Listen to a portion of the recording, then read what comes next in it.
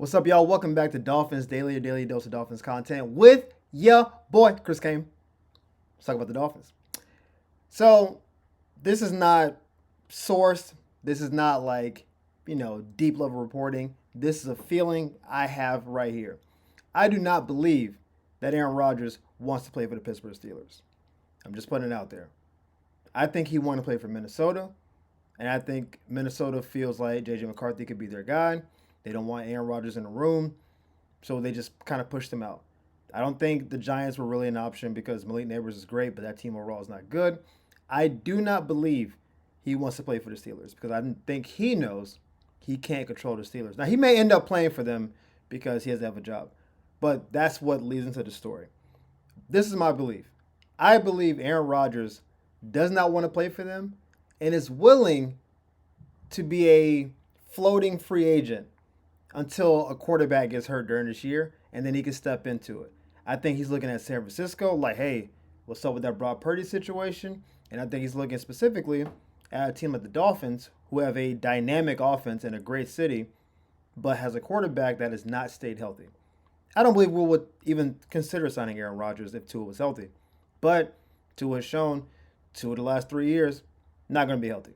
And the idea that if the Dolphins believe we're healthy everywhere else and the team is good, we can't feel like Zach Wilson could be the answer because when has Zach Wilson ever been the answer? And Quinn Ewers is going to be very young. I don't think we feel confident throwing him out there and saying, hey, go win the last 8 games of the year. I don't. That's an unreasonable position to put him in. But I do think a motivated Aaron Rodgers, a genius offensive coach, great weapons all over the place, a division that outside of Buffalo, not great, good market, good weather, like that fits to me what I think Aaron Rodgers actually does want. Now again, he may end up playing for the Steelers, but if for some reason, because I don't believe him and Tomlin are the same dude. That's kind of the core of this, where the Pittsburgh organization is very steady. They've had 3 coaches in the last 40 years. They don't fire people. They don't fire coaches. They don't get rid of quarterbacks easily, although they did 2 go in the offseason, whatever. They're typically very well managed. Not a lot of drama, despite their outside of wide receiver. Le'Veon Bell was a head case, but they didn't re-sign him. They said, "I know you're the best running back in the league. We're not playing ball with you." They kind of do what they do, kind of a no nonsense organization. Aaron Rodgers to me is all nonsense. He's all ego. He's all cameras. Because do you think Mike Tomlin's going to be happy with him doing Pat McAfee show every week? Just think about it. The kind of dude that Tomlin is, how the Rooneys are, it just doesn't feel like what the organization is. Yes, Pittsburgh wants to win because they have been great for the better part of 40 years. But is Aaron Rodgers really like a Pittsburgh dude? You get what I'm saying? I think Mike McDaniel is more of a Aaron Rodgers guy than Mike Tomlin is. And again, this is all predicated on Tua not being healthy. I don't think Aaron Rodgers would even think about coming down if Tua was healthy. I think Tua would probably try to 86 that situation that came to. But in the event that Tua does get hurt and the team feels like we're having a good year so far, we're winning, guys are healthy, some of our draft picks have hit, I don't think they turn the reins over to Zach Wilson or Quinn Ewers and say, hey, go take us home. I do think a guy like Aaron Rodgers floating out there is like, hey, I can learn the offense in 5-6 days. Give me a bad week. I'll join the roster. Give me a week to learn the plays. You can throw Zach or whoever you want out there. 2 weeks from now, I'm ready to rock and roll. I do think that's a real possibility. And given how Aaron just kind of to float, I think even now it's maybe I want to play, maybe I don't, but let me do some offseason throwing with some wide receivers, but maybe I don't want to. And I might go on a retreat and, I might run for advice. He just does what he does. But I think if he had a real place to go, then he would sign up right now. If he really wanted to be a Steeler, to me, he would already be a Steeler. And he would have probably wanted to have some input with the draft. The idea that he's not there right now is he probably doesn't want to do OTAs. He doesn't want to go through the training camp. He just wants to show up and start playing. That's not how Pittsburgh runs their organization. That's never been how they run a team. They may be held hostage for a year, but I do think there's a little possibility that Aaron Rodgers could be in the market for the Dolphins if, and only if, Tua gets hurt. Now, we did have an insider come out today and mention that Stefon Gilmore is kind of being linked to the Dolphins. I'm not sure if that is Minnesota wanting to bring him here or if that's the Dolphins reaching out that way. That part isn't exactly clear. We've mentioned Stefon Gilmore on the channel before. I have been a fan of Stefon Gilmore since South Carolina. I think he's almost underrated in a weird way, even though he's a champion and like former defensive player of the year, because he doesn't talk. I'm not gonna lie to you. I do not know how Stefon Gilmore sounds. Even when he played with the Patriots, I don't know how he sounds. I know how he plays. I know like his top end speed is not great anymore. So yes, you can take the top off, right? He's 34 years old, obviously a vet. I know short near the line of scrimmage, he still breaks on the ball well, still has good route recognition, still pretty good with his hands, still willing to tackle. If you start running some flies on him, woof, it could get bad. Like you just like I can see him just running with his head back, like, "Where's my safety help?" And that could be a problem. But the Dolphins play a lot more zone than they play man, so in that situation, he won't be in a situation where he would need to be running after a fast receiver. In worst case, they'll probably move him to like wide receiver 2 anyway, where he's not really getting put up against the top other guy. But I think Stefon Gilmore would be a great signing, even if Jaylen Ramsey doesn't leave. I think Stefon Gilmore is just great to have on the team. He's zero locker room issues. He's been relatively healthy in his career. I think he has a little bit of juice left in the tank. Maybe one more year of juice before, it's. I think he's got some juice left in the tank. I think he is a very smart corner because he was never the most like twitchy or top end talented guy, but always been very solid wherever he went, right? He's made some money. Again, defensive player of the year at one point at corner. Very difficult to do. I think all of those intangibles, we have a lot of young corners on the team. A lot. Half our corners are 25 and under. So who are they going to learn from? It's either Jaylen or not. And then the next oldest corner is going to be what?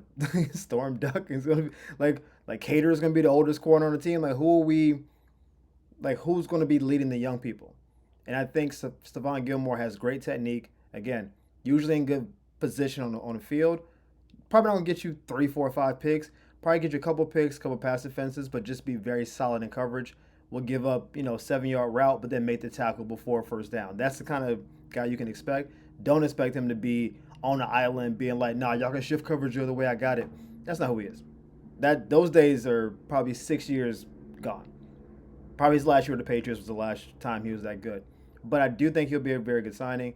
I think he will be super cheap. I'm talking, $3-ish million, 1 year, $3 million, maybe with some incentives can get to $5 million. Like I think he would be the most affordable corner on the market that still is decently good. Every corner that isn't him, I think will be a lot more expensive. And again, we're always bargain hunting. That's kind of where we are as a team right now. So I would love this. I think he's just a solid player. I'm actually surprised he hasn't been signed yet. It may be that he's holding out for certain teams and there's some value to where he is, but I hope there's some validity to the story because I think he'd be a good signing for the team. Now, the reason I kept wishy-washing about Jaylen Ramsey before is because I think, based on everything I'm hearing, there is no imminent trade for Jaylen. There's nobody who's like, we want him, we're willing to pay the price. Everything I'm hearing is, hey, we're trying to take you for everything. We're trying to make you give up him, maybe add a pick, and take some of the salary. It sounds like it's a stick up. And you only stick up players that are either cancerous to your team or just can't play or they have an albatross of a contract. Jaylen Ramsey has a big contract. It's far from an albatross. Deshaun Watson is an albatross of a contract where it is untradeable. It's all guaranteed. It's still well over $100 million. He's not going to play this year.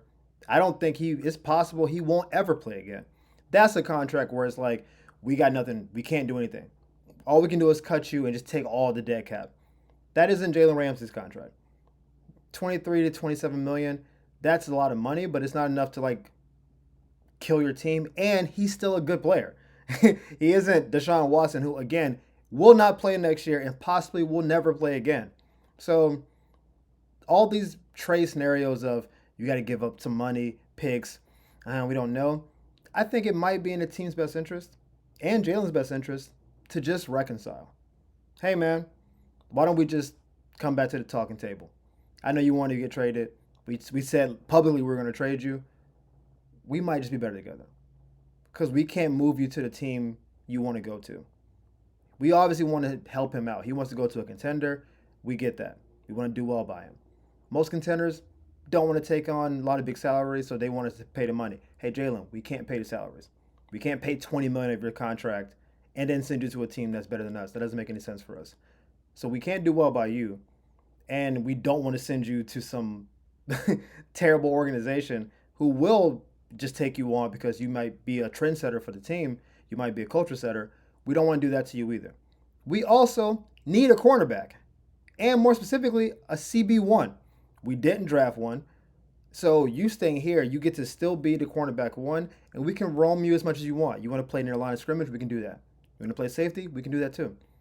You already have a contract, so the money's set. You already know the team. You're already a captain. Anywhere else you go, you won't get all those things. You might be a cornerback one wherever you go. You won't be an instant captain. You may grow into that role. You might be cornerback two for a team. Can you handle that ego-wise, right? There's a lot of questions that need to be answered here. If a team was like, we'll trade you, 4th-round pick, you give us Jaylen, we take on the money, we're good, I think, Dolphin fans will be sad, but we're okay with it. The idea that we're paying basically a year of your salary and you go to a better team and we get nothing back, no picks, I don't know what that is. Unless, again, he is a complete cancer in the locker room, can't play with him, can't do it, can't win with him. If it's something like that where you just taking down the whole team, you and Tua are fighting, you and Coach McDaniel are fighting, all right, we just got to bite the bullet, get out of here. If it's just yo, man, I'm getting a little older, man, can y'all move me along? And if it's just that, bro, why don't you just stay? And here's the thing. People get hurt. We mentioned Aaron Rodgers' topic earlier in the show.